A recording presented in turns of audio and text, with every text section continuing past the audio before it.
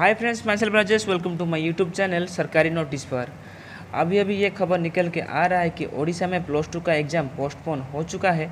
Recently CBSE board से होने वाले +2 एग्ज़ाम पोस्टपोन हो चुके थे, जो कि हम सबको पता है।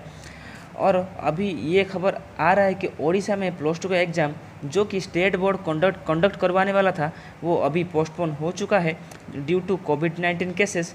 +2 का एग्ज़ाम 18 मई से लेकर 12 जून के बीच में होने वाला था, लेकिन कोविड-19 की वजह से ये एग्ज़ाम भी पोस्टपोन हो चुका है। और ये जानने वाली बात है कि किस तरह से ओडिशा स्टेट बोर्ड +2 छात्रों को मार्क्स प्रोवाइड करवाएंगे, ये और कुछ दिन बाद पता चल जाएगा। तो ऐसे ही एग्ज़ाम रिलेटेड वीडियो सबसे पहले देखने के लिए मेरे चैनल को सब्सक्राइब कीजिएगा। तो फिर मिलेंगे नए वीडियो में, तब तक के लिए जय हिंद, वंदे मातरम।